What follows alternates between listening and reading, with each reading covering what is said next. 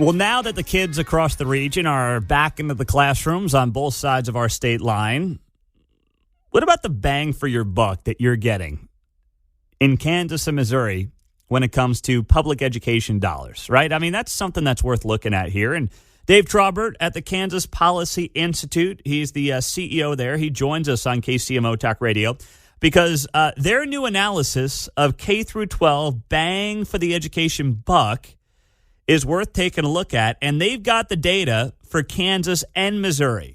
So, Dave, good morning. Let's start with Kansas, which I'm looking at some of the notes here that you've got in front of us here, and I want to just share this with the audience and then let you take it. So, Kansas had the 9th highest spending per student in 2021 when adjusted for the cost of living, the 2nd highest state aid per student, but the achievement is well below the national average. Just how bad is it, and what does that mean for our public education dollars in this state?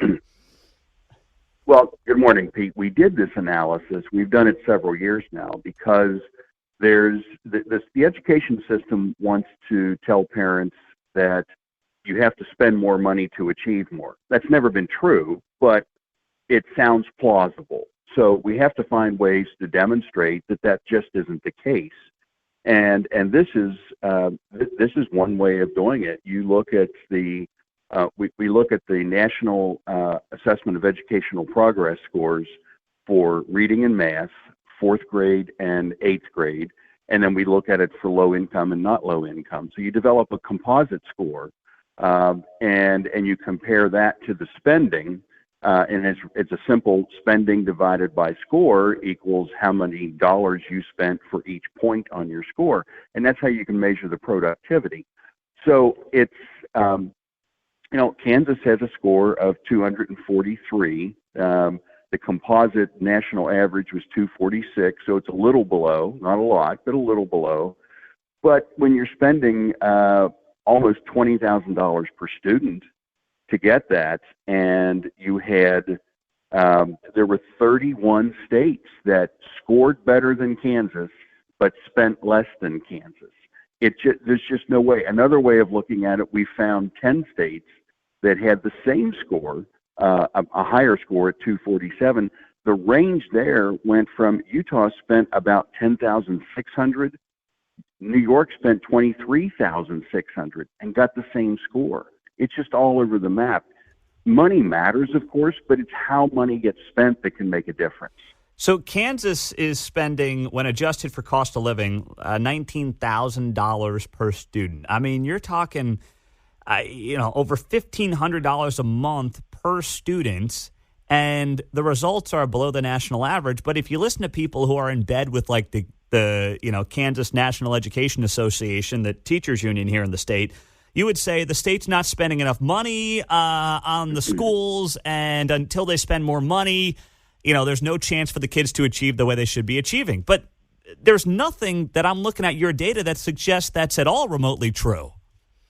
It's not, and it's never been true. There's never been any kind of analysis that proves there's any kind of causation between spending money and achieving a certain amount.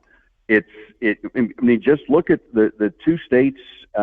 Idaho spent less than $10,000 per student and scored 2 points above the national average.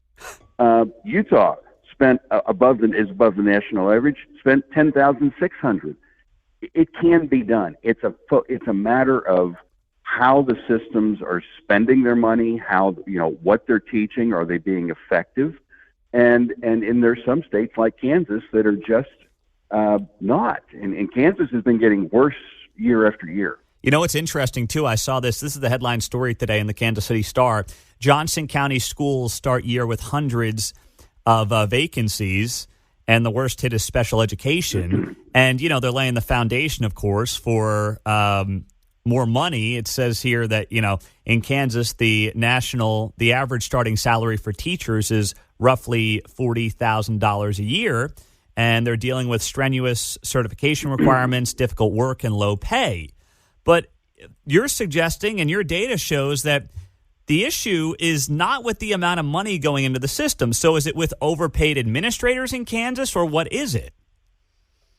It's not any one thing, Pete. It's kind of an all of the above. But it really comes down to a management issue, not a money issue.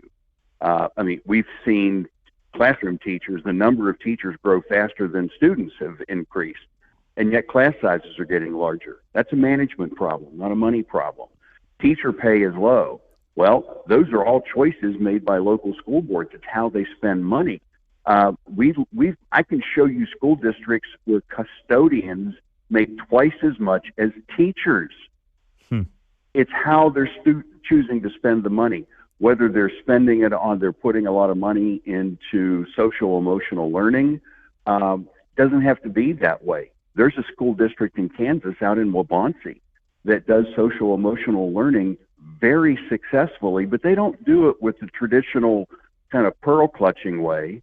They do it by teaching character. They build character, and it works.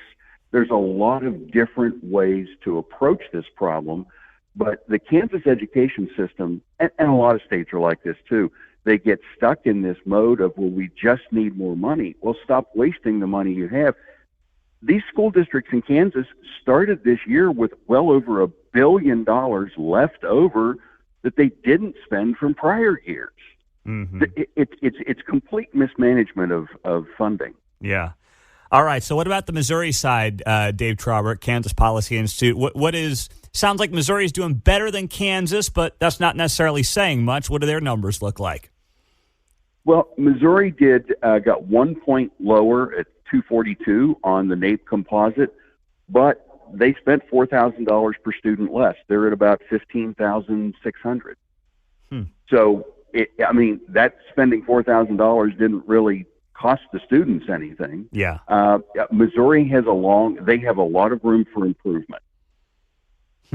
But not as bad as Kansas. No, not at all. I mean, and neither state has done bold education reform like what we've seen in Iowa with true school choice, right? I mean, do you see either state going down? I know you're more in tune with the Kansas side, but do you see either state going down that road anytime soon in the legislature where they, do some type of bold reform where families can actually use their tax dollars towards the type of education that they want that is in their child's best interests? I think so. I know in the case of Kansas, we're getting there. It's just a matter of time now because more parents understand that achievement is much lower than what the State School Board Association has been telling them. Legislators are finally getting it, and they're getting a lot of pressure. It's getting close. We would have it now if it weren't for Laura Kelly in the governor's office.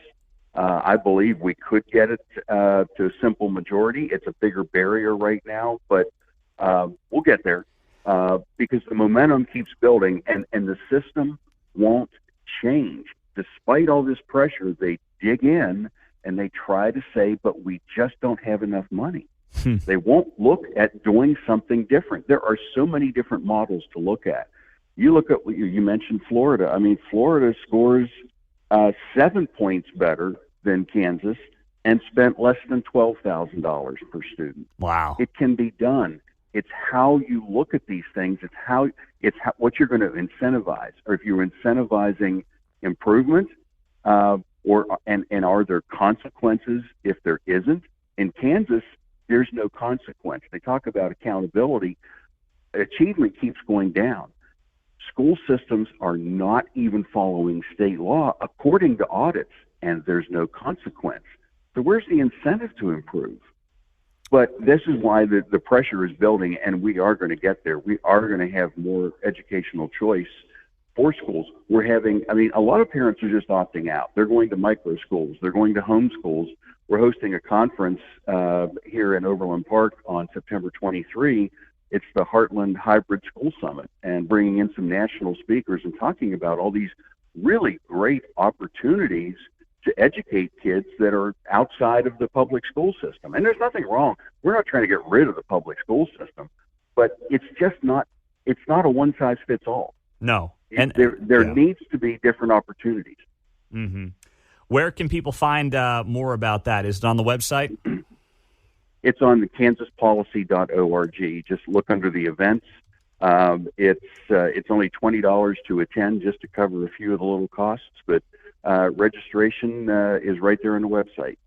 All right, Dave Trabert. We'll be checking it out. Kansas Policy Institute. Good info, my man. Appreciate the time. All right, thanks, Pete.